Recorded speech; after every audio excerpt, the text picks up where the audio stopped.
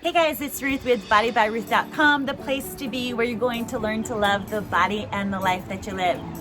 Today we're going to talk about one of my favorite topics. As I think about the importance of mindset, I think it's super important that we pay attention to what our focus is on.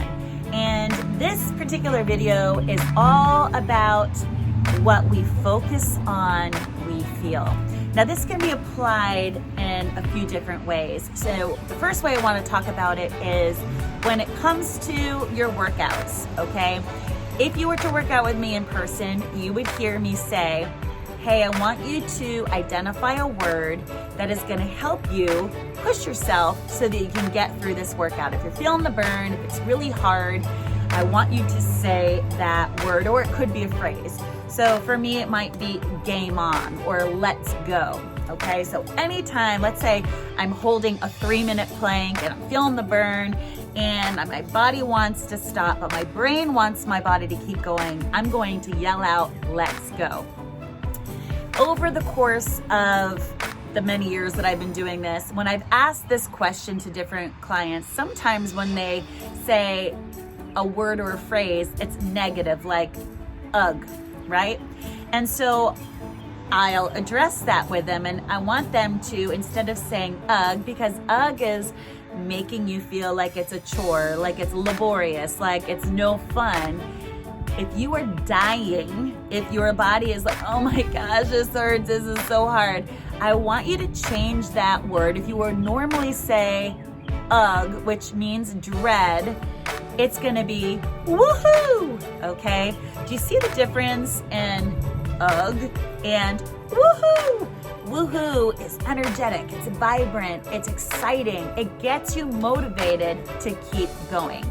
Likewise, a word that's gonna keep you motivated, let's go, just do it, I've got this, whatever, it's going to help you keep going, get to the next exercise, finish whatever hard, if I'm having you do a plank or whatever that you're doing, it just changes your mindset and it helps you associate something positive with a very difficult, whether it's an exercise or a chore or whatever. Okay, so that's the first thing I want you to think of. I want you to think of giving yourself a word or a phrase that's going to help you rock out your workout. Okay, so the second thing I want you to think about is how can we use what we focus on, we feel, to help us get through a frustrating or difficult situation. Now, the first thing I had us think about had to do with exercise. This is going to be when we're frustrated in general, because no one wants to be in a state of frustration. So for example, let's say you and your husband decide you want to go out on a date, you're having a date night, you get dressed, you drive 45 minutes to go to Athens, you're gonna have a great night, or wherever it is that you're gonna have a date night, and you get there and on your way, you're almost there, you have a flat tire. And oh my gosh, I'm so frustrated. This was gonna be the perfect night. We were gonna have a great time, and all of a sudden we're stuck on the side of the road, you have a flat tire. Well, yes, it is inconvenient, and yes, it is frustrating, and yes, this is supposed to be a really fun evening out together. But if you just harp and like camp out on the fact that you've been inconvenienced, it's gonna be a pretty disappointing evening. But if you change your mindset and you change your vocabulary from one of inconvenience and one of why did this have to happen, this was supposed to be a perfect night, to okay, well, let's make the most of it. If you try to change your mindset from dread to let's make the most of it, what is the good that we can make out of this situation? It's gonna help you in everyday life. I mean, I could think about that pretty much all throughout the day. Anytime something that is frustrating happens, what is your vocabulary? What is your self-talk like when you are inconvenienced, when something happens out of your control?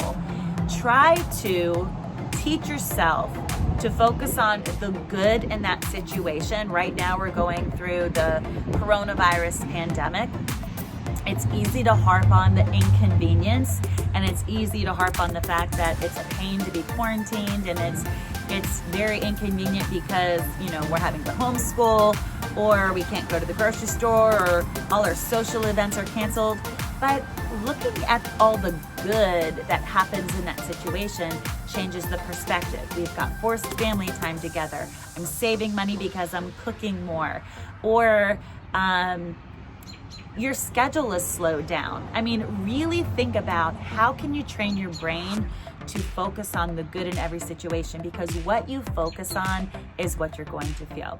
All right, so hopefully this little mindset drill is gonna help bring value to you. If you like this video, please like it. And don't forget to subscribe so you don't miss out on any of my tips that are gonna help you live your best life.